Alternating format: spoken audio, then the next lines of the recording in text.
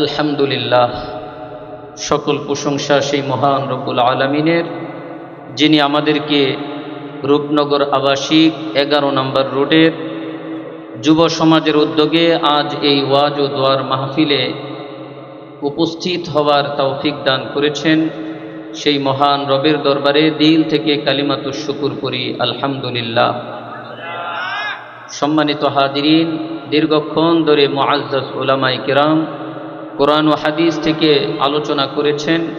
আল্লাহ আমাদের সকলকে কোরআন এবং হাদিসের নূর দিয়ে আমাদের জীবনকে আলোকিত করার তৌফিক দান করেন। সকলে বলি আমিন। আসসালামু আলাইকুম ওয়া রাহমাতুল্লাহ।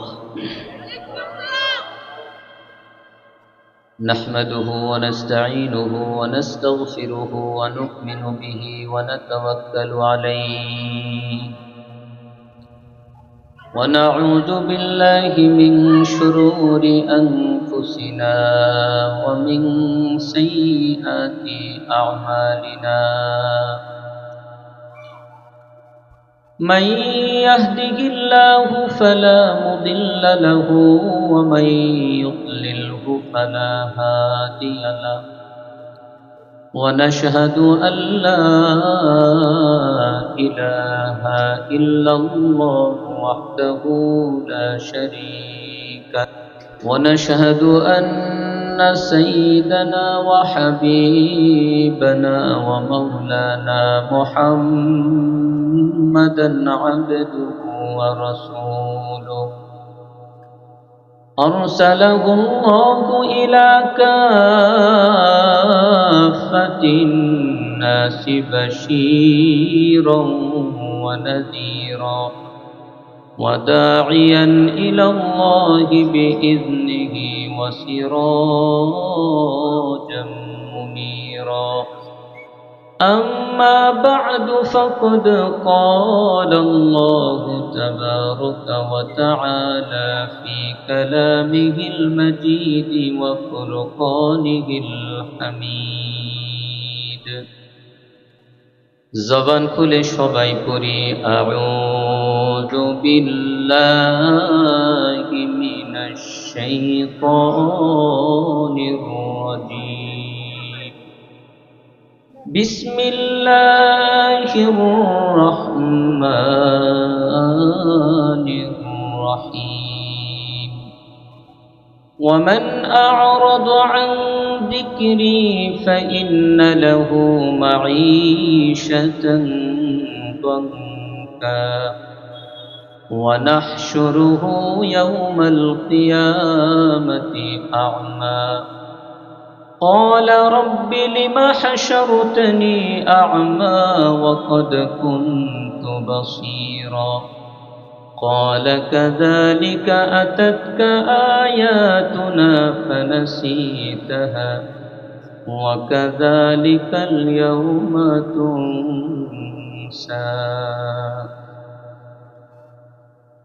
وعن أبي هريرة رضي الله تعالى عنه قال قال رسول الله صلى الله عليه وسلم: بادروا بالأعمال فتنا كقطع الليل المظلم، يصبح الرجل مؤمنا ويمسي كافرا أو يمسي مؤمنا ويصبح كافرا. يبيع أحدهم دينه بعرض من الدنيا، أو كما قال النبي صلى الله عليه وسلم. سبحانك لا علم لنا إلا ما علمتنا إنك أنت العليم الحكيم.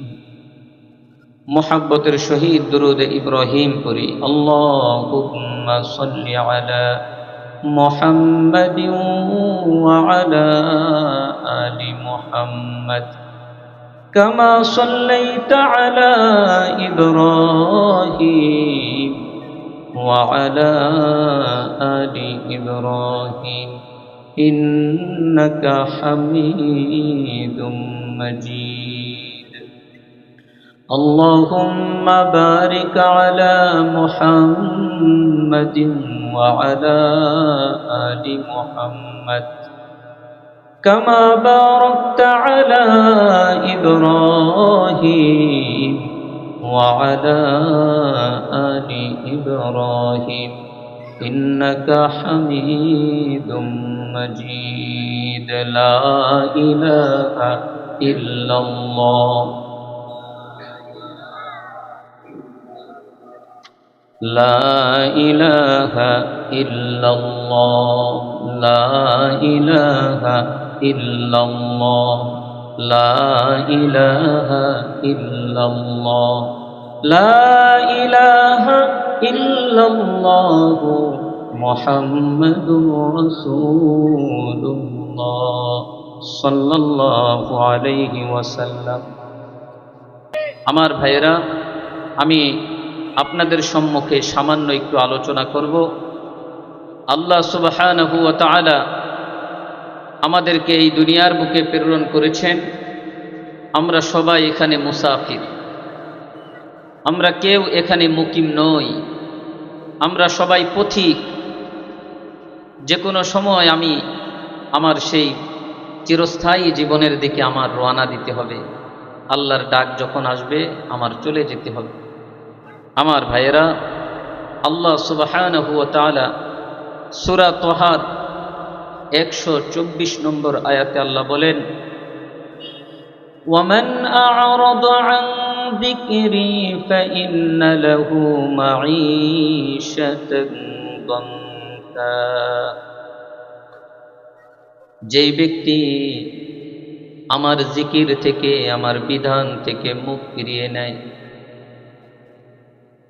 ফাইন্না লাহু মাঈশাতান দানকা, তার জন্য দুনিয়ার জীবনটা আমি আল্লাহ সংকীর্ণ করে দেই। এই দুনিয়ার জীবনে সে শান্তি পায় না।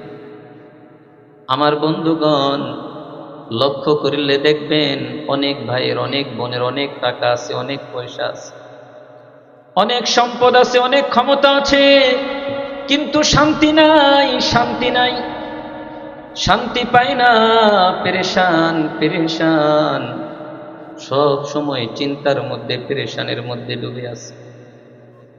কারণ হচ্ছে আল্লাহ সুবহানাহু ওয়া তাআলা 1450 বছর আগে আল্লাহ জানায় দিলেন, বান্দা শান্তি যদি পেতে চাও আমি আল্লাহর হুকুমগুলো পালন করা লাগবে। ওমান আ'রাদা আন যিকরি, আমার বিধান থেকে যে মুখ ফিরিয়ে নিয়ে যাবে, মুখ ফিরাবে, আমার বিধানগুলো যে পালন করবে না, ফাইন্না লাহু মাঈশাতান দানকা, দুনিয়ার জীবনটা, দুনিয়ার জীবন যাপন তার জন্য সংকীর্ণ হয়ে যাবে। দুনিয়ার জীবনে সে সুখ শান্তি পাবে না। টাকা আছে, পয়সা আছে, কিন্তু ছেলে কথা শুনে না, মেয়ে কথা শুনে না, স্ত্রী কথা শুনে না, এক একজন এক এক দিকে চলে যায়। এত পরিশ্রম করে, এত কষ্ট করে পয়সা উপার্জন করে পরিবারের মধ্যে খরচ করা হয়, কিন্তু শান্তি নেই। আমার বন্ধুগণ, কারণ হচ্ছে আল্লাহর হুকুম থেকে আল্লাহর বান্দা মুখ ফিরিয়ে নিছে, আল্লাহর হুকুমগুলো সঠিকভাবে পালন করে নাই। আমার ভাইয়েরা, এটা হলো দুনিয়ার শাস্তি। আল্লাহ সুবহানাহু ওয়া তাআলা এই আয়াতের মধ্যেই বলতেছেন, ওয়ানাহশুরুহু ইয়াউমাল কিয়ামাতি আ'মা, কিয়ামতের দিন আমি এই বান্দাকে অন্ধ করে উঠাবো, সে চোখে দেখবে না। ক্বালা রাব্বি লিমা হাশারতানি আ'মা, আল্লাহর এই বান্দা চিৎকার করে আল্লাহকে ডাকবে, ইয়া রাব্বি, হে আমার পরওয়ারদিগার, ওগো আমার পালনকর্তা, লিমা হাশারতানি আ'মা, আমাকে কিয়ামতের এই কঠিন ময়দানে কেন আপনি অন্ধ করে উঠাইলেন? আল্লাহ, এই কিয়ামতের ময়দানে সন্তান মা বাবার পরিচয় দেয় না, স্ত্রী স্বামীর পরিচয় দেয় না, মা বাবা সন্তানের পরিচয় দেয় না, ভাই ভাইয়ের পরিচয় দেয় না, বোন ভাইয়ের পরিচয় দেয় না, ভাই বোনের পরিচয় দেয় না, বন্ধু বন্ধুকে চিনে না। আল্লাহ এই কঠিন দিনে লিমা হাশারতানি আ'মা, আপনি আমাকে কেন অন্ধ করে উঠালেন? আল্লাহ সুবহানাহু ওয়া তাআলার পক্ষ থেকে উত্তর হবে, এই ব্যক্তি বলবে, আল্লাহ ওয়াকাদ কুনতু বাসীরা, দুনিয়াতে তো আমি চোখে দেখতাম। আল্লাহ সুবহানাহু ওয়া তাআলা বলবেন, বান্দা ক্বালা কাযালিকা আতাতকা আয়াতুনা, বান্দারে এমনি ভাবে দুনিয়ার বুকে আমার আয়াতগুলো হুকুমগুলো তোমার কাছে আসছিল। আরে বান্দা, মুয়াজ্জিন সাহেব মসজিদে আজান দিয়েছিল, এই আজানের শব্দ তোমার কানে ঢুকেছিল, কিন্তু এই শব্দ কানের এক পাশ দিয়ে ঢুকে আরেক পাশ দিয়ে বের হয়ে যায়। তুমি কম্বলটা টান দিয়ে, কাঁথাটা টান দিয়ে আরো আরাম করে ঘুমাইছো। আমি আল্লাহর ডাকে সাড়া দেও নাই, নামাজের জামাতে তুমি হাজির হও নাই। আরে বান্দা, আমি আল্লাহ তোমাকে সম্পদ দিয়েছিলাম, এই সম্পদের মধ্যে বৎসরে একবার আমি যাকাত ফরজ করেছিলাম, তাও 40 ভাগের 1 ভাগ। 100 টাকার মধ্যে মাত্র 2.5 টাকা যাকাত আমি ফরজ করেছিলাম। এই টাকা পায়া তুমি আমি আল্লাহকে ভুলে গেছো, সঠিকভাবে যাকাত দাও নাই। আরে বান্দা, আমি আল্লাহ তোমাকে সম্পদ দিয়েছিলাম, তোমার উপরে হজ ফরজ হয়েছিল, সব কিছু করেছো, কিন্তু আমি আল্লাহর বিধান পালন করো নাই। আরে বান্দা, রমজান মাস হাজির হয়েছে, কিন্তু তুমি রোজাগুলো সঠিকভাবে রাখো নাই। কাযালিকা আতাতকা আয়াতুনা ফানাসিতাহা, আমার আয়াতগুলো হুকুমগুলো তোমার কাছে এসেছিল, তুমি ভুলে গিয়েছিলা।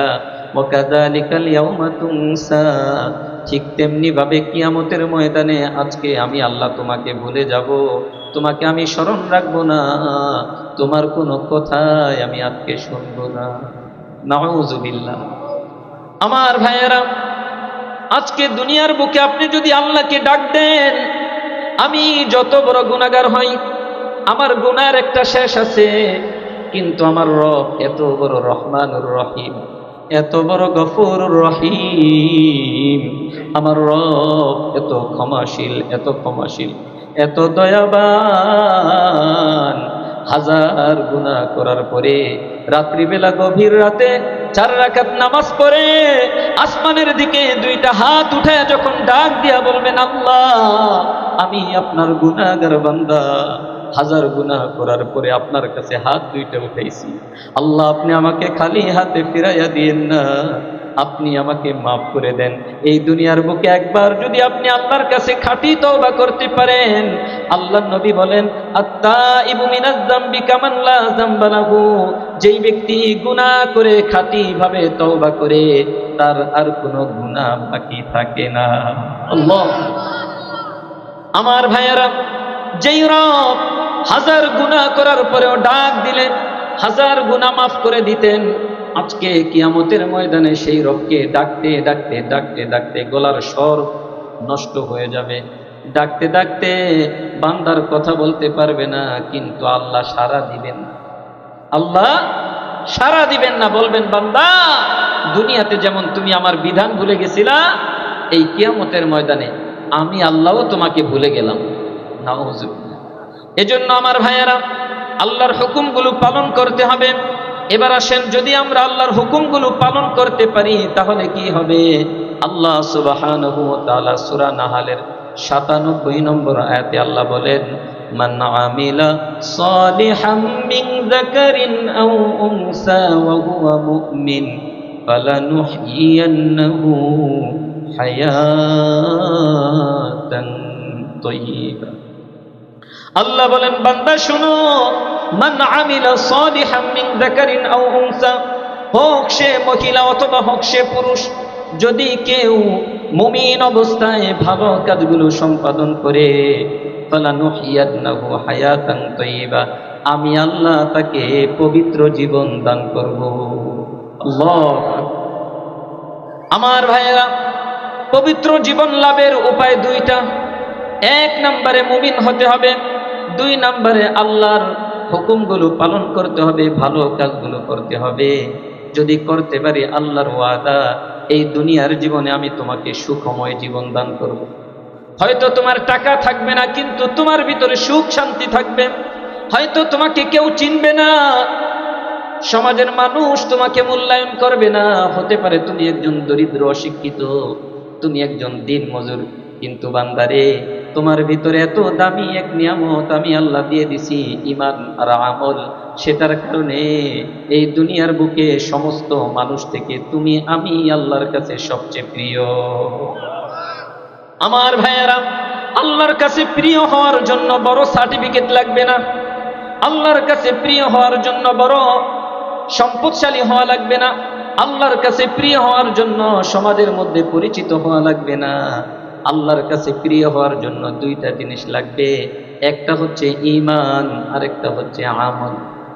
ঈমান আর আমল। আমার বন্ধুগণ, আল্লাহ বলতেছেন ফালানুহিয়ান্নাহু হায়াতান তাইয়্যিবা, আমি তাকে পবিত্র জীবন দান করব।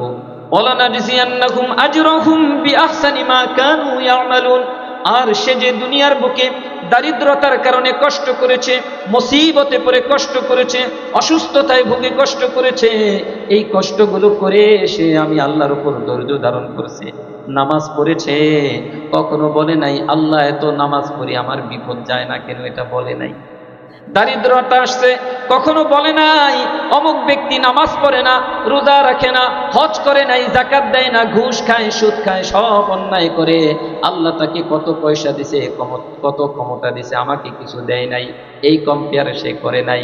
কারণ সে আল্লাহর উপর আস্থা রেখেছে, ধৈর্য ধারণ করেছে, সেই বিশ্বাস করেছে এই দুনিয়ার বুকে আমি যদি কষ্ট করতে পারি আমার রব আমাকে পবিত্র জীবন দান করবে। পবিত্র জীবনের দুইটা তাফসীর মুফাসসিরিনে কেরাম করেছেন, একটা হচ্ছে দুনিয়ার বুকে আল্লাহ তাকে সুখময় জীবন দান করবেন, আর মৃত্যুর পরে আল্লাহ তাকে জান্নাতি জীবন দান করবে। আমার বন্ধুগণ, এই জীবন পরিচালনা যার ভালো, জীবনটা যার ভালো, নেক আমলের মধ্যে যায়, মৃত্যুটা তার ভালো হবে আশা করা যায়, ঠিক কিনা? জীবন যার ভালো, মৃত্যুটা তার ভালো, মৃত্যু যার ভালো, কবরটা তার ভালো, কবর যার ভালো, হাসরের ময়দানে তার ভালো, হাসরের ময়দান যার ভালো, মিজানের পাল্লায় নেকি হবে ভারী, মিজানের পাল্লায় যদি নেকি ভারী হয় পুল সিরাত সহজে পার হওয়া যাবে, পুল সিরাত যদি সহজে পার হওয়া যায় এক দৌড় দিয়ে জান্নাতে যাওয়া যাবে। আমার ভাইয়ারা, এখন বলবেন হুজুর আল্লাহ আমাদেরকে এই দুনিয়ার বুকে কেন পাঠাইলেন? আল্লাহ সুবহানাহু ওয়া তাআলা সূরা মুলকের 2 নম্বর আয়াতে আল্লাহ বলেন, বান্দারে এই দুনিয়ার বুকে তোমাকে কেন পাঠাইলাম? আল্লাযী খালাকাল মাউতা ওয়াল হায়াতা লিয়াবলুয়াকুম আইয়ুকুম আহসানু আমালা।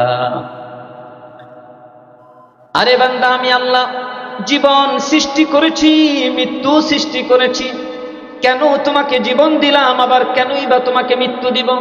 এত সুন্দর করে সংসার গুছাইলা, এত সুন্দর করে সন্তানাদি মানুষ করলা, কত কষ্ট করলা, কত কষ্ট করে বাড়ি বানাইলা, কত কষ্ট করে গাড়ি কিনলা, কত কষ্ট করে ক্ষমতা প্রতিষ্ঠিত করলা, হঠাৎ করে এই দুনিয়াটা কেন তুমি ছেড়ে চলে আসবা? আল্লাহ বলতেছেন, বান্দা খলাকুল মাউতা ওয়াল হায়াতা, এই জীবন এবং মৃত্যু সৃষ্টি করেছেন আল্লাহ লিয়াবলুয়াকুম আইয়ুকুম আহসানু আমালা। আল্লাহ দেখতে চান তোমাদের মধ্যে কে কত ভালো আমল করে। আল্লাহ এটা দেখতে চান না কে কত সম্পদ জমা করে, আল্লাহ এটা দেখতে চান না কে কত ক্ষমতা প্রতিষ্ঠিত করে, আল্লাহ এটা দেখতে চান না কে সমাজের মধ্যে কত ভাইরাল হয়, আল্লাহ দেখতে চান কে কত ভালো আমল করে। ভালো আমল তখনই হবে যখন আমলটা একমাত্র আল্লাহর জন্য হবে। কার জন্য? আমার ভাইয়েরা, আল্লাহ সুবহানাহু ওয়া তাআলা সূরা আনআমের 62 নম্বর 162 নম্বর আয়াতে আল্লাহ বলেন, কুল ইন্না সলাতি ওয়া নুসুকি ওয়া মাহইয়ায়া ওয়া মামাতি লিল্লাহি রাব্বিল আলামিন। আমার প্রিয় হাবিব, আপনি বলে দিন, ইন্না সলাতি, নিশ্চয়ই আমার নামাজ, অনুসুকি আমার কুরবানি, ওমাহিয়ায়া আমার এই জীবন, ওমামাতি আমার মরণ, লিল্লাহি রাব্বিল আলামিন সব কিছু একমাত্র জগৎ সমূহের প্রতিপালক আল্লাহর জন্য। কার জন্য ভাই? এই জীবন কার জন্য? এই জীবনে যদি কোনো দুঃখ কষ্ট আছে, মুমিনের কোনো কষ্ট হয় না। কারণ কি? কারণ মুমিন জানে এই জীবন আল্লাহর জন্য। এই জীবন আল্লাহর জন্য, মৃত্যুটাও আল্লাহর জন্য, আমার নামাজ আল্লাহর জন্য, আমার সত্য বলা আল্লাহর জন্য, আমার কুরবানি আল্লাহর জন্য, আমার দান আল্লাহর জন্য, আমার রোজা আল্লাহর জন্য, আমার যাকাত আল্লাহর জন্য, আমার হজ আল্লাহর জন্য। এই জন্য হজ করি নাই, মানুষ আমাকে হাজি বলবে।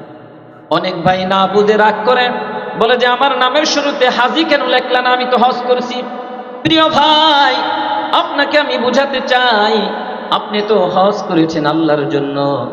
নামের শুরুতে হাজি না লেখলে যদি আপনার কষ্ট হয়, বুঝতে হবে আপনি আল্লাহর জন্য হজ করেন নাই, আপনি নামের শুরুতে আলহাজ অথবা হাজি লেখার জন্য হজ করেছেন। এই হজ আপনাকে জান্নাতে নিতে পারবে না, এই হজ জান্নাতে নিতে পারবে না। সুতরাং হজ হবে কার জন্য? দান হবে কার জন্য? রোজা হবে কার জন্য? নামাজ হবে কার জন্য? অনেক ভাই বলে তুমি আমাকে চিনো, আমি প্রত্যেকদিন তাহাজ্জুদ করি। ও ভাই, আপনি তাহাজ্জুদ কার জন্য করেন? আপনি তো তাহাজ্জুদ আল্লাহর জন্য করেন। এটা কেন মানুষকে বললেন? এত কষ্ট করে তাহাজ্জুদ পড়লেন, কিন্তু যখন আপনি এই কথাটা বললেন, এত দিনের তাহাজ্জুদ সব নষ্ট হয়ে গেল। এজন্য আল্লাহর নবী বলেন, আমার উম্মতেরা শোনো, আখলিস দীনাকা ইয়াকফিকা আমালুকাল কলিল। তোমার দ্বীনটাকে তুমি খাঁটি করো, তোমার ঈমানটাকে তুমি খাঁটি করো, তোমার ইবাদতকে তুমি খাঁটি করো। যা করবা বান্দা একমাত্র আল্লাহর জন্য করো। কিয়ামতের দিন জাহান্নামের আগুন থেকে বাঁচার জন্য তোমার যথেষ্ট হয়ে যাবে। ডান হাতে আমলনামা পাওয়া সহজ হয়ে যাবে, মিজানের পাল্লায় নেকি ভারী হয়ে যাবে, পুলসিরাত সহজে পার হয়ে সোজা জান্নাতে চলে যাবা। আল্লাহু আকবার। আমার ভাইয়েরা, আমরা কি সবাই জান্নাতে যেতে চাই? তাহলে দুনিয়ার বুকে দুঃখ কষ্ট আসবে কি আসবে না? মুসিবত আসবে কি আসবে না? বরং যে যত আল্লাহওয়ালা হবে তার মুসিবত তত কঠিন হবে, যে যত জান্নাতের দিকে অগ্রসর হবে তার মুসিবত তত কঠিন হবে। আল্লাহ সুবহানাহু ওয়া তাআলা সূরা বাকারার 155 নম্বর আয়াতে আল্লাহ বলেন, ওয়ালানাবলুওয়ান্নাকুম বিশাইইম মিনাল খাউফি ওয়াল জু'i ওয়া নাকসিম মিনাল আমওয়ালি ওয়াল আনফুসি ওয়াস সামারাত। অবশ্যই অবশ্যই আমি পরীক্ষা করব। ওয়ালানাবলুওয়ান্নাকুম, অবশ্যই অবশ্যই আমি তোমাদেরকে পরীক্ষা করব। মিনাল খাউফি, ভয় দিয়ে। কি দিয়ে ভাই? ভয় দিয়ে। নামাজ পড়েন, হক কথা বলেন, শত্রুর অভাব নাই। আল্লাহ পরীক্ষা করে দেখবেন সত্য কথা বলে ছেড়ে দেন কিনা ভয়ের কারণে। আল্লাহ ভয়ের মধ্যে ফেলে দিবেন আপনাকে, শত্রুর অভাব থাকবে না। কিন্তু আপনি যদি সত্যের উপর অটল থাকেন, এই শত্রুগুলো এক সময় তুলার মতো উড়িয়ে যাবে, বাতাসে উড়ে যাবে ইনশাআল্লাহ। টুডে টুমরো এই শত্রু থাকবে না, আপনি থেকে যাবেন, আপনার সততা থেকে যাবে। আপনার এই সততা আপনাকে জান্নাতে না পৌঁছে আপনার থেকে বিদায় হবে না। এজন্য আমার ভাইয়েরা, আল্লাহ বলেন, ওয়ালানাবলুওয়ান্নাকুম বিশাইইম মিনাল খাউফি, আমি অবশ্যই অবশ্যই তোমাদেরকে পরীক্ষা করব ভয় দিয়ে, ওয়াল জু'i, ক্ষুধা দিয়ে, দারিদ্রতা দিয়ে। টাকা নাই, পয়সা নাই, কত হালাল ভাবে চলতে চান কিন্তু টাকা পয়সা নাই, অনেক কষ্ট করে সংসার চালাইতেছেন। মন খারাপ করেন না, আপনার জন্য আল্লাহর জান্নাত অপেক্ষা করতেছে। আল্লাহ বলেন, বান্দারে দারিদ্রতা দিয়ে পরীক্ষা করব। ওয়ানাকুসিম মিনাল আমওয়াল, কত কষ্ট করে ক্ষেতের মধ্যে ফসল লাগাইছিলা, ধান লাগাইছিলা, আরে বান্দা গম লাগাইছিলা, সকালবেলা গিয়ে দেখো এমন ঝড় আসছে, সব ধান নষ্ট হয়ে গেছে। হয় কি হয় না? এত সুন্দর আম ধরেছিল, হঠাৎ করে দেখে গাছের আমগুলো সব ঝরে পড়ে গেছে। আল্লাহ বলতেছেন, বান্দা মন খারাপ করো না, তোমার জন্য জান্নাত অপেক্ষা করতেছে। ওয়ানাকুসিম মিনাল আমওয়াল ওয়াল আনফুসি, আমি তোমার নফসের মধ্যে কষ্ট দিব, অর্থাৎ তোমাকে আমি দুঃখ কষ্ট দিব। তোমার মুসিবত চলে আসবে, রোগাক্রান্ত হয়ে যাবা, এমন এমন রোগ তোমাকে গ্রাস করবে যেটা তুমি কখনো কল্পনা করো নাই। বান্দা মন খারাপ করো না, মন খারাপ করো না। এই রোগ তোমাকে কষ্ট দিতে আসে নাই, এই রোগ ব্যাধি তোমাকে জান্নাতে নেওয়ার জন্য আসছে। আল্লাহু আকবার। ওয়াসসামারাত, ফলগুলো নষ্ট হয়ে যাবে। এত সুন্দর ফল হয়েছে, হঠাৎ করে দেখতেছ ফলগুলো পাকার আগেই সব পড়ে গেল। আল্লাহ বলতেছেন এই ধরনের পরীক্ষাগুলো আমি করব। 1 নম্বরে ভয় দিয়ে পরীক্ষা করব, 2 নম্বরে দারিদ্রতা দিয়ে, ক্ষুধা দিয়ে পরীক্ষা করব, 3 নম্বরে সম্পদ নষ্ট করে পরীক্ষা করব, 4 নম্বরে রোগ ব্যাধি দিয়ে পরীক্ষা করব, মুসিবত দিয়ে পরীক্ষা করব, 5 নম্বরে ফসল নষ্ট করে পরীক্ষা করব। এই পরীক্ষাগুলোতে আমার যেই বান্দা, আমার যেই বান্দি ধৈর্য ধারণ করতে পারবে, আল্লাহর উপর অগাধ বিশ্বাস রেখে মন খারাপ করবে না, ধৈর্য ধারণ করবে, জান্নাতের আশায়, ওয়াবাশশিরিস সাবিরিন, নবী গো আমার এই ধৈর্যশীল বান্দাদেরকে জান্নাতের সুসংবাদ দিয়ে দেয়। আমার ভাইয়েরা, এবার বুঝে থাকলে বলেন, যারা কঠিন রোগে রোগাক্রান্ত হয়ে আছেন, মন খারাপ করবেন? আল্লাহর উপর কোনো অভিযোগ আছে? কোনো অভিযোগ করা যাবে না। হাসি মুখে এই অসুস্থতাকে মেনে নিতে হবে, এটাই হচ্ছে ঈমান। হাসি মুখে দারিদ্রতাকে মেনে নিতে হবে, এটাই হচ্ছে ঈমান। হাসি মুখে মুসিবতকে মেনে নিতে হবে, এটাই হচ্ছে ঈমান। হাসি মুখে সম্পদগুলো নষ্ট হয়ে গেছে, মেনে নিতে হবে, এটাই হচ্ছে ঈমান। হাসি মুখে ফসলগুলো নষ্ট হয়ে গেছে, মেনে নিতে হবে। আল্লাহ বলছেন এটাই হচ্ছে ঈমান, এটাই হচ্ছে তোমার জান্নাতে যাওয়ার সিঁড়ি। আল্লাহু আকবার। আমার ভাইয়েরা, এবার আসেন, আল্লাহ সুবহানাহু ওয়া তাআলা আল্লাহর এই নেককার বান্দাকে মৃত্যুর সময় আল্লাহ একটা সহযোগিতা করবেন। কেমন সহযোগিতা করবেন? আপনার আমার যখন মৃত্যু ঘনিয়ে আসবে, ইবলিস তার দল বল নিয়ে আপনার কাছে চলে আসবে, প্রাণপণে চেষ্টা করবে কিভাবে আপনার আমার থেকে ঈমানটা ছিনিয়ে নেওয়া যায়। কিন্তু আল্লাহ সুবহানাহু ওয়া তাআলা সূরাতু ফুসসিলাত, এই সূরাটাকে সূরা হামিম আস-সাজদাও বলা হয়, 24 নম্বর পারার সর্বশেষ সূরা। এই সূরার 30, 31, 32 তিনটা আয়াতে আল্লাহ বলেন, ইন্নাল্লাযীনা ক্বালু রাব্বুনাল্লাহ, যারা বলে আমাদের রব আল্লাহ, সুম্মাস্তাকামু, তারপরে ইস্তেকামাত থাকে, অটল অবিচল থাকে। রব আল্লাহ এটা বলেই ক্ষান্ত হয় নাই, মুসিবত আসছে অটল আছে দিনের ওপর, নামাজ ছেড়ে দেয় নাই, সত্য বলা ছেড়ে দেয় নাই, ভালো কাজগুলো করা ছেড়ে দেয় নাই। সুযোগ আসছে অন্যের সম্পদ আত্মসাৎ করার, কিন্তু করে নাই। দুর্বলের উপর জুলুম করা, দুর্বল অসহায়ের উপর জুলুম করার সুযোগ আসছে, কিন্তু করে নাই। সুম্মাস্তাকামু, ওই যে সাক্ষ্য দিয়েছে আমার রব আল্লাহ, যে কোনো পরিস্থিতি আসো এই কথার উপর আমি অটল অবিচল থাকবো। যে ব্যক্তি জুলুম করে আল্লাহর সাথে, জালেমের সাথে কোনো সম্পর্ক নাই।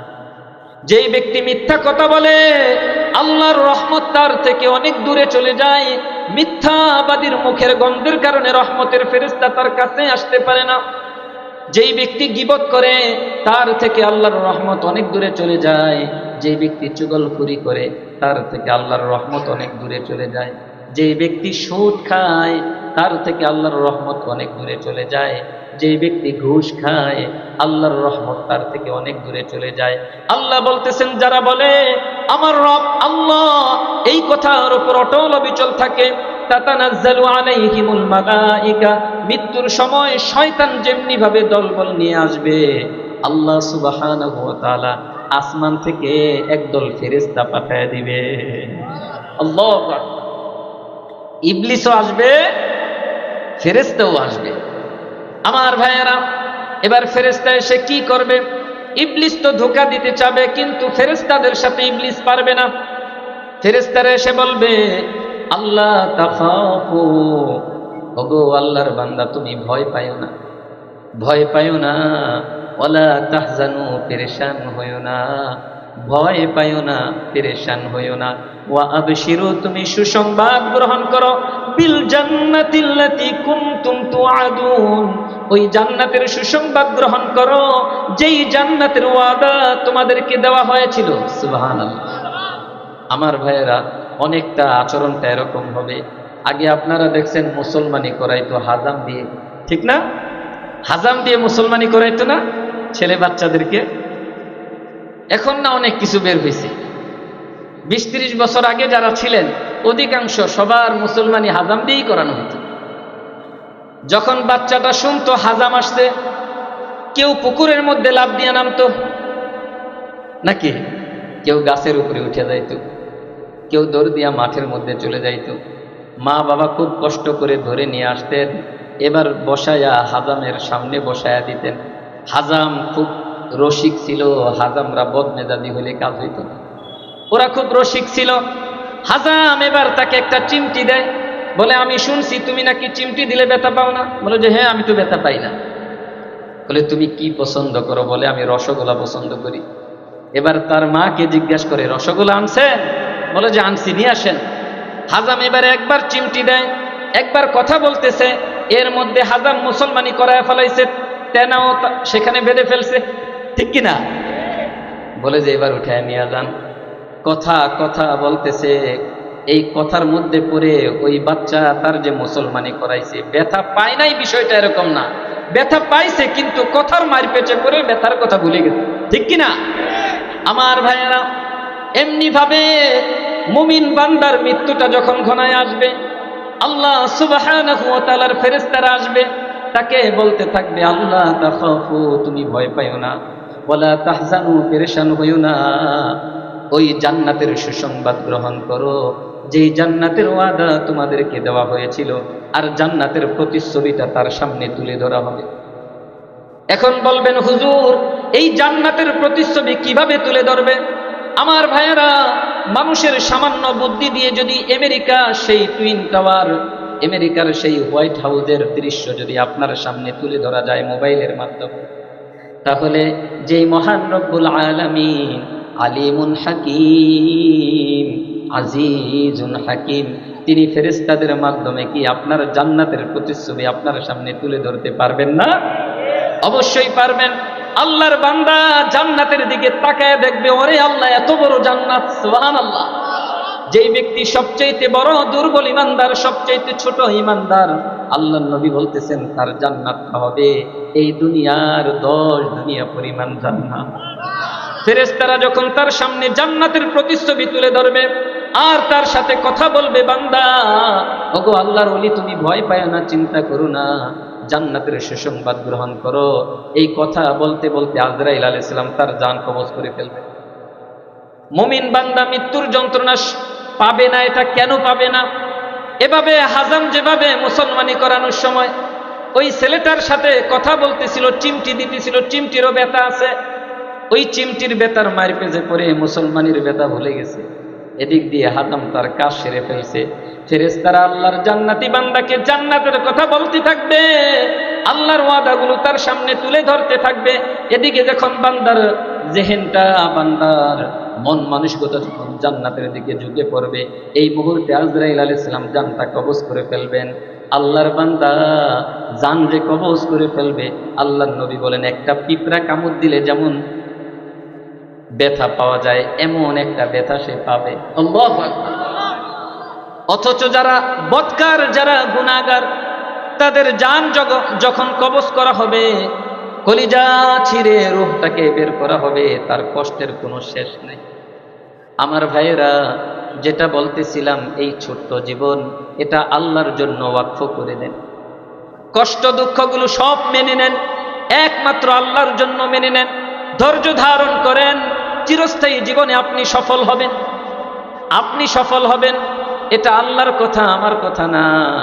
আল্লাহ সুবহানাহু ওয়া তাআলা বলেন, ফেরেশতারা তখন বলবেন ওগো আল্লাহর ওলি, ওগো আল্লাহর বান্দা, নাহনু আউলিয়াউকুম ফিল হায়াতিদ দুনিয়া ওয়া ফিল আখিরাহ, তুমি চিন্তা করো না, আমরা যেমন দুনিয়াতে তোমাদের বন্ধু ছিলাম, আখিরাতেও তোমাদের বন্ধু থাকবো। নাহনু আউলিয়াউকুম, আমরা তোমাদের বন্ধু, ফিল হায়াতিদ দুনিয়া ওয়া ফিল আখিরাহ, দুনিয়াতেও আখিরাতেও। ওয়ালাকুম ফিহা মা তাশতাহি আনফুসুকুম ওয়ালাকুম ফিহা মা তাদউন, তোমাদের জন্য রয়েছে তোমাদের মন যা চাবে তা। সুবহানাল্লাহ বলেন। আজকে দুনিয়ার বুকে আপনার মনটা চায়, আমারও মনে চায় একটা বাড়ি বানাই, আমারও মনে চায় একটা গাড়ি কিনি, কিন্তু যখন ওই চিন্তা করি এই বাড়ি বানাইতে গেলে লোন আনতে হবে, সুদে টাকা আনতে হবে, আর আল্লাহ সুবহানাহু ওয়া তাআলা বলছেন বান্দারে আল্লাহ সুদকে হারাম করে দিয়েছেন। যখন এই কথাটা মনে করেন তখন আর এই আগ্রহ আসে না, কারণ সুদ হারাম। ব্যাংক থেকে লোন এনে আপনি বাড়ি করলেন, এই লোন পরিশোধ করতে করতে আপনার জীবনটা শেষ হয়ে গেল, হঠাৎ করে আপনি মরে গেলেন। বাড়ি করলেন আপনি, ভোগ করলো অন্যরা, কিন্তু পিটানটা খাইতে হবে কাকে? যে লোন আনছে তাকে পিটান খাইতে হবে। আমার ভাইয়েরা, আল্লাহ সুবহানাহু ওয়া তাআলা বলেন বান্দা এই দুনিয়ার বুকে তুমি তোমার মনের চাহিদাটাকে কুরবানি করে দিছিলা। সবাই যেমন চাকচিক্য জীবন যাপন করে তোমারও তো মন চেয়েছিল, কিন্তু তুমি হালালের মধ্যে ছিলা, হারামের মধ্যে যাও নাই। আমি আল্লাহর কথা তুমি স্মরণ করেছিলা। তুমি যেমনি ভাবে তোমার নফসটাকে তুমি কুরবানি করেছিলা, তোমার মনের চাহিদাকে তুমি কুরবানি করে দিয়েছিলা, আজকে এই জান্নাতের মধ্যে তোমার মন যা চাবে আমি আল্লাহ তাই তোমাকে দিব। এখন বলবেন হুজুর আমি যদি এই পরিমাণ আমল করতে না পারি, আল্লাহ বলতেছেন বান্দা তোমার আমল দিয়ে তুমি জান্নাত পাবা, এটা বড় কঠিন জিনিস। নুজুলাম মিন গফুরির রহিম, বড় দয়ালু গফুরুর রহিম, ক্ষমাশীল দয়ালু আল্লাহর পক্ষ থেকে মেহমানদারি শুরু। সুবহানাল্লাহ। আল্লাহ যদি বলতেন তোমার আমলের বিনিময়ে জান্নাত, তাহলে কঠিন হয়ে যেত। আল্লাহ বলতেছেন বান্দা আমার পক্ষ থেকে মেহমানদারি স্বরূপ তোমার জন্য জান্নাত। কি স্বরূপ ভাই? মেহমানদারি স্বরূপ। আল্লাহ আপনাকে আমাকে মেহমানদারি করবেন। সূরা কাহাফের 107 নম্বর আয়াতে আল্লাহ বলেন ইন্নাল্লাযীনা আমানু ওয়া আমিলুস সলিহাতি কানাত লাহুম জান্নাতুল ফিরদাউসি নুজুলা। নিশ্চয়ই যারা ঈমান এনেছে, ভালো কাজগুলো সম্পাদন করেছে, কানাত লাহুম জান্নাতুল ফিরদাউস, তাদের জন্য রয়েছে জান্নাতুল ফিরদাউস। সুবহানাল্লাহ বলেন। কোন জান্নাত ভাই? জান্নাতুল ফিরদাউস। বাংলাদেশের মতো সমান? ভারতের মতো? পুরা পৃথিবীর মতো? পুরা পৃথিবীর থেকে 10 গুণ বড় তো সবচেয়ে ছোট জান্নাত। আর জান্নাতুল ফিরদাউস হচ্ছে সবচেয়ে হাই কোয়ালিটির জান্নাত। আল্লাহ বলতেছেন তোমার যদি 2টা গুণ থাকে, তুমি মুফতি সাহেব হতে হবে এরকম জরুরি না, তুমি বড় আলেম হতে হবে জরুরি না, যদি তুমি হতে পারো ভালো, খুব সহজে অর্জন করতে পারবা, তুমি বড় শিক্ষিত হতে হবে জরুরি না রে বান্দা। তোমার 2টা গুণ লাগবে। ইন্নাল্লাযীনা আমানু ওয়া আমিলুস সলিহাত, 1 নম্বরে ঈমান লাগবে, 2 নম্বরে আমলে সলেহ লাগবে। 1 নম্বরে ঈমান লাগবে, 2 নম্বরে নামাজ লাগবে। 1 নম্বরে ঈমান লাগবে, 2 নম্বরে রোজা লাগবে। 1 নম্বরে ঈমান লাগবে, 2 নম্বরে যাকাত লাগবে। 1 নম্বরে ঈমান লাগবে, 2 নম্বরে হজ লাগবে। 1 নম্বরে ঈমান লাগবে, 2 নম্বরে সততা লাগবে। 1 নম্বরে ঈমান লাগবে, 2 নম্বরে ইনসাফ লাগবে। 1 নম্বরে ঈমান লাগবে, 2 নম্বরে জুলুম থেকে বেঁচে থাকতে হবে। 1 নম্বরে ঈমান লাগবে, 2 নম্বরে গীবত থেকে বেঁচে থাকতে হবে। 1 নম্বরে ঈমান লাগবে, 2 নম্বরে চুগলখুরি থেকে বেঁচে থাকতে হবে। 1 নম্বরে ঈমান লাগবে, 2 নম্বরে সুদ থেকে বেঁচে থাকতে হবে। 1 নম্বরে ঈমান লাগবে, 2 নম্বরে ঘুষ থেকে বেঁচে থাকতে হবে। 1 নম্বরে ঈমান লাগবে, 2 নম্বরে কোনো মাখলুককে কষ্ট দেওয়া যাবে না, হোক একটা পিঁপড়া অথবা একটা কুকুর, কোনো প্রাণীকে কষ্ট দেওয়া যাবে না। মানুষকে তো প্রশ্নই আসে না, মানুষ হচ্ছে আশরাফুল মাখলুকাত, হোক সে শত্রু অথবা অমুসলিম, হোক সে যেই হোক, কোনো মানুষকে কষ্ট দেওয়া যাবে না। আমার ভাইয়েরা, যদি এই 2টা গুণ আমি অর্জন করতে পারি, 1 নম্বরে ঈমান, 2 নম্বরে আমলে সালেহ, ভালো কাজগুলো, আল্লাহ বলতেছেন বান্দা গ্যারান্টি দিলাম, গ্যারান্টি, কানাত লাহুম জান্নাতুল ফিরদাউসি নুজুলা, তাদের জন্য জান্নাতুল ফিরদাউস, তবে আমলের বিনিময়ে নয়, নুজুলা, মেহমানদারি শুরু। আল্লাহু আকবার। এখন আপনি চিন্তা করতেছেন হুজুর আমি একজন নরমাল মানুষ, আমি কি আমার আমল নিয়ে জান্নাতুল ফেরদাউস পাবো কিনা? আল্লাহ বলতেছেন, বান্দা টেনশন করো না, তোমার কাজ হচ্ছে ঈমানটাকে খাঁটি করা, 2 নম্বরে আমলে সালেহ করা। আমার কাজ হচ্ছে তোমাকে জান্নাতুল ফেরদাউসে পৌঁছে দেওয়া।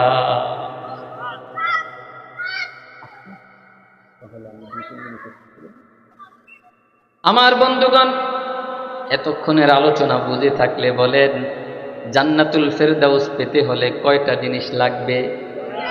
1 নম্বরে ঈমান, 2 নম্বরে আমলে সালেহ। হ্যাঁ, জাহান্নাম থেকে বাঁচতে হলে কয়টা জিনিস লাগবে? 2টা। 1 নম্বরে ঈমান, 2 নম্বরে আমলে সালেহ। আল্লাহর ওলি হইতে হলে কয়টা জিনিস লাগবে? 2টা। 1 নম্বরে ঈমান, 2 নম্বরে আমলে সালেহ। আল্লাহর নবীর আদর্শ উম্মত হতে হলে কয়টা জিনিস লাগবে? 2টা। 1 নম্বরে ঈমান, 2 নম্বরে আমলে সালেহ। আপনি চিন্তা করতেছেন, হুজুর আমি একজন অশিক্ষিত মানুষ, আমি কি হতে পারবো আল্লাহর ওলি? আপনার যদি 2টা গুণ থাকে আপনি আল্লাহর ওলি হতে পারবেন। আপনার যদি 2টা গুণ থাকে আপনি জান্নাতুল ফেরদাউসের মেহমান হতে পারবেন। আপনার যদি 2টা গুণ থাকে আপনি বিশ্ব নবীর আদর্শ উম্মত হতে পারবে। এজন্য আমার ভাইয়েরা, সব কথার এক কথা, ঈমান লাগবে, আমল লাগবে। ঈমান লাগবে, আমল লাগবে। আমলে সালেহ করতে হলে গুনাহ ছেড়ে দিতে হবে। কি বলেন? গুনাহও করব, ভালো কাজও করব, প্লাস মাইনাস হয়ে ফলাফল 0। প্লাস মাইনাস হয়ে ফলাফল 0। এজন্য আমার ভাইয়েরা, গুনাহ ছেড়ে দিতে হবে। গুনাহ করা যাবে না, গুনাহ করা যাবে না। গুনার উদাহরণটা হচ্ছে আগুনের মতো। আমার ভাইয়েরা বলেন তো, সিগারেটের শুরু হয় কি দিয়ে, শেষ হয় কি দিয়ে? ছাই দিয়ে। শেষ ধোঁয়া দিয়ে না, শেষ কি দিয়ে? ছাই দিয়ে হয়। গুনাহের শুরুটা হচ্ছে আগুন, খুব ভালো লাগে, কিন্তু এই গুনাহ আপনাকে এই দুনিয়ার বুকে সারা জীবন কাঁদাবে, আর আখিরাতের জাহান্নামের শাস্তি তো ফ্রি। এজন্য ভাই, হাতে পায়ে হলেও আমি আপনার হাতে পায়ে ধরে বলি, গুনাহ ছেড়ে দেন, ভালো কাজগুলো করেন। এই জীবন শেষ হয়ে যাবে, বরফের মতো জীবনটা গলে যাইতেছে। একদিন জীবন শেষ হয়ে যাবে, এই যৌবন থাকবে না, এই শক্তি থাকবে না, এই টাকা পয়সা থাকবে না, এই ক্ষমতা থাকবে না। এমন একটা দিন আসবে কেউ আপনাকে জিজ্ঞাসাও করবে না, সব শেষ হয়ে যাবে। আমার ভাইয়েরা, সুতরাং যদি জান্নাত পেতে চাই, আল্লাহর ওলি হতে চাই, নবীর আদর্শ উম্মত হতে চাই, তাহলে ঈমান আর নেক আমল। আল্লাহ আমাদের সকলকে খাঁটি ঈমানদার এবং নেক আমলগুলো খুঁজে খুঁজে করা এবং সকল প্রকার গুনাহ থেকে বেঁচে থাকার তৌফিক দান করেন, আমিন। আমার ভাইয়েরা, আজকের যেই মাহফিল যুব সমাজের উদ্যোগে, এই যুবকগুলো গান বাজনার পরিবর্তে এই মাহফিলের আয়োজন করেছে। এই মাহফিলের বরকতে আল্লাহ যেন এই যুবকগুলোকে হযরত আলী রাদিয়াল্লাহু তাআলা আনহুর মতো জান্নাতি যুবক বানিয়ে দেন, সকলে বলি আমিন। যারা এই মাহফিলে সময় দিয়ে, শ্রম দিয়ে, টাকা পয়সা দিয়ে, পরামর্শ দিয়ে, যে যেভাবে সহযোগিতা করেছেন, আল্লাহ যেন সকলের খেদমতগুলোকে কবুল করে নেন। বিশেষ করে আমার যে সকল ভাইয়েরা সামনে বসে থেকে সহযোগিতা করেছেন, আল্লাহ যেন সকলকে জান্নাতি বান্দা হিসেবে কবুল করেন। যে সকল মা বোনেরা পর্দার অন্তরালে থেকে এই কোরআনের বাণীগুলো শুনতেছেন, আল্লাহ যেন সকলকে